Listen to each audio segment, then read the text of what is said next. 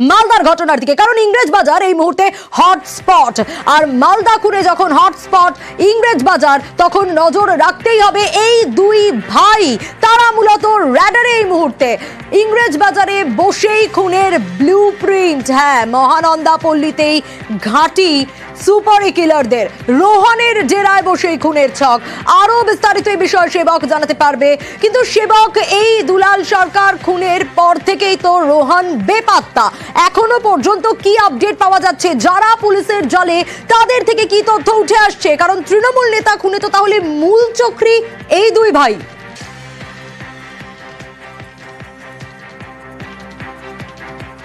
একদমই দেখো, এই যে রোহন ঘটনার পর থেকে বেপাত্তা। যে সিসিটিভি ফুটেজ খুনের পরেই পুলিশ পায়, তাতে রোহনের অস্তিত্ব রয়েছে, উপস্থিতি রয়েছে। রোহন শুট আউটে প্রত্যক্ষভাবে নিজে অংশ নিয়েছিল, এমনটাই কিন্তু পুলিশ সূত্রের খবর। আর এই রোহনের আস্তানা কোথায়? না, মহানন্দা পল্লী এলাকাতেই। মালদা কোতোয়ালি যে রাজ্য সড়ক, তার পাশেই মহানন্দা পল্লীর একদম রাজ্য সড়ক লাগোয়া একটি কার্যত পরিত্যক্ত বাড়ি দেখে মনে হবে, কিন্তু এটি রোহনের দিদার বাড়ি। এখানে ঘাঁটি গেড়েছিল কি রোহনের এটা আস্তানা। বেশ কিছুদিন ধরে দিদার মৃত্যুর পর থেকেই এই বাড়ি জমি আগলে রাখছিলেন রোহন, এবং সেখানেই অজ্ঞাত পরিচয় যুবকদের আনাগোনা ছিল। এমনকি খুনের কিছুদিন আগে তারা আসে ওই এলাকায়, এবং খুনের আগে পর্যন্ত বহিরাগতদের আসা যাওয়া দেখেছেন স্থানীয়রা। তাদের সঙ্গে বাইক ছিল, তারা ওই প্রায় পরিত্যক্ত বাড়ি, সেখানেও তারা রান্না বান্না করে খাওয়া দাওয়া করতো।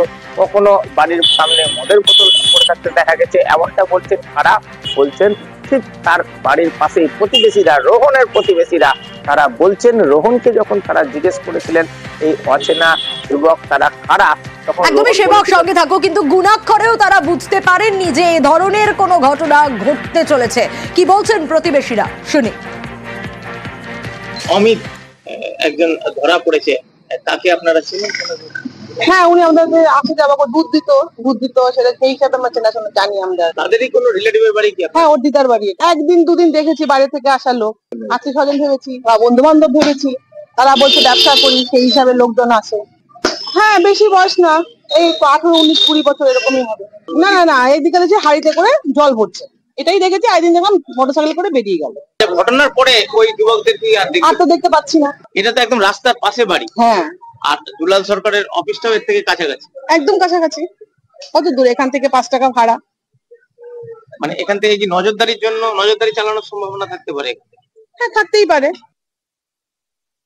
আমরা 2-3 দিন দেখেছি অচেনা ছেলে জল পড়ছে। আমরা তো কথা বলতে যাইনি, আমরা জাস্ট আমরা বাড়ি থেকে যে জল নিতে আসতে ওই যে থাকতো এখানে তার বন্ধু ভাবতাম।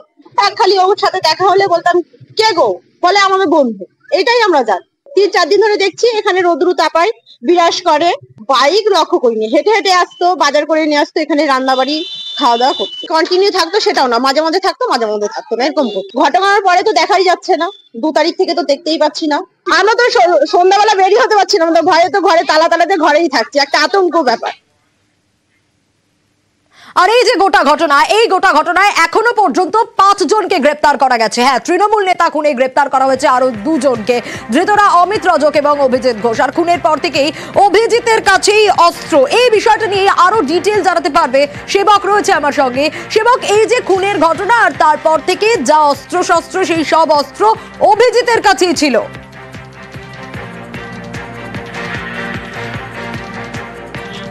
একদমই দেখো, যে তথ্য উঠে আসছে যে এই রজক দুই ভাই তারা কিন্তু অন্যতম চক্রী।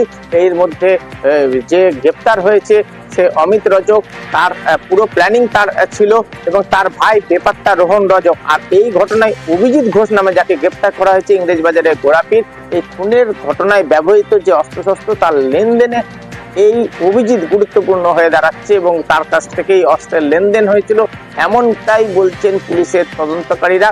তাকে আজকে তোলা হয়েছিল আদালতে কিছুক্ষণ আগে। আর এই মুহূর্তে যেটা আপডেট, 14 দিনের জেল হেফাজত, 14 দিনের পুলিশ হেফাজতের নির্দেশ দিল মালদা জেলা আদালত এবং এই দুজনকেই জিজ্ঞাসাবাদ করা হবে এবং অভিজিৎকেও অস্ত্র সম্পর্কে জানতে চাওয়া হবে এবং এদেরকে জোড়া করে খুনে ব্যবহৃত অস্ত্র উদ্ধারের চেষ্টা করবে পুলিশ, এমনটাই কিন্তু পুলিশ সূত্রে আমরা জানতে পারছি। একদমই সেবক, অবশ্যই আমাদের নজর থাকবে। কিন্তু এই যে ইংরেজ বাজার, যা এখন হটস্পট, এই ইংরেজ বাজারেই 15 দিন আগেও গুলি চলেছিল। ইংরেজ বাজারের রেল কর্মীকে লক্ষ্য করে গুলি করা হয়, আর গুলির অভিযোগ কাদের বিরুদ্ধে? এই অমিত রজক এবং কৃষ্ণ রজক ওরফে রোহনের বিরুদ্ধে, যা এই গোটা ঘটনায় মূল চক্রী হিসেবে যাদের মনে করা হচ্ছে সেই দুই ভাই।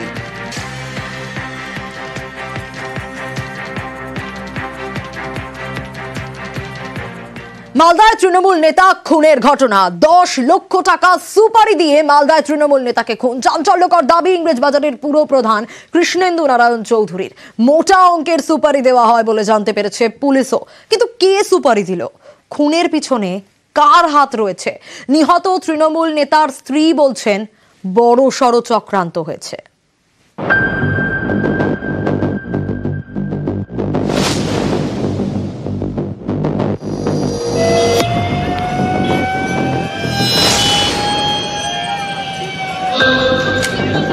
দুটো লোকাল আছে আর বাকি বাইরের আছে। এটা অ্যারেস্ট করেছে যেটুকু শুনেছি। এরকে যে টিপস দিয়েছে 10 লক্ষ টাকা কন্ট্যাক্ট হয়েছিল। কারা করেছে এখনো বোঝা যাচ্ছে কারা, মানে এটা টাকা দিয়েছে, এটা এখন পুলিশ এনকোয়ারি করছে।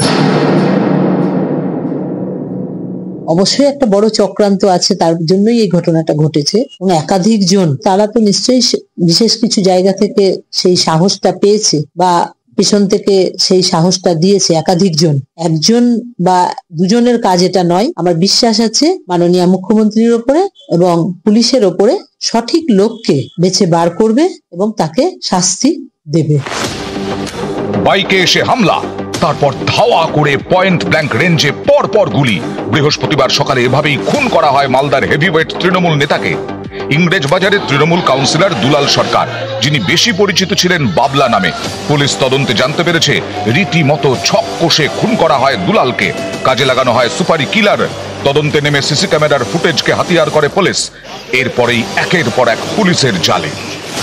বৃহস্পতিবার বিকেলে গ্রেফতার করা হয় ইংরেজ বাজারের টিঙ্কু ঘোষ এবং বিহারের কাটিহারের বাসিন্দা মোহাম্মদ সামি আখতারকে। এই দুজনকে মালদা থেকে গ্রেফতার করে পুলিশ। পরে গভীর রাতে আব্দুল গনি নামে আরেকজনকে গ্রেফতার করা হয়। এই গনিও বিহারের কাটিহারের বাসিন্দা। দুষ্কৃতীরা চারিদিক দিয়ে আসছে, অন্য স্টেট থেকে আসছে, কিন্তু এর পেছনে মোটিভটা কি? হঠাৎ করে বিহার থেকে সেখানে গুলি চালালো কেন? এরই উত্তর খুঁজে বের করার চেষ্টা করছে পুলিশ। তদন্তকারীরা জানতে পেরেছেন বেশ কয়েকদিন ধরে তৃণমূল কাউন্সিলর দুলাল সরকারের গতিবিধি নজরে রাখছিল দুষ্কৃতীরা। তাকে খুনের জন্য মোটা টাকা সুপারি দেওয়া হয়। কিন্তু কে দিল সুপারি? অবশ্যই একটা বড় চক্রান্ত আছে, তার জন্যই এই ঘটনাটা ঘটেছে। এবং একাধিক জন, তারা তো নিশ্চয়ই বিশেষ কিছু জায়গা থেকে সেই সাহসটা পেয়েছে বা পিছন থেকে সেই সাহসটা দিয়েছে একাধিক জন। একজন বা দুজনের কাজ এটা নয়। আমার বিশ্বাস আছে মাননীয় মুখ্যমন্ত্রীর ওপরে এবং পুলিশের ওপরে সঠিক লোককে বেছে বার করবে এবং তাকে শাস্তি দেবে। মালদা থেকে সেবক দেব শর্মা, নিউজ 18 বাংলা।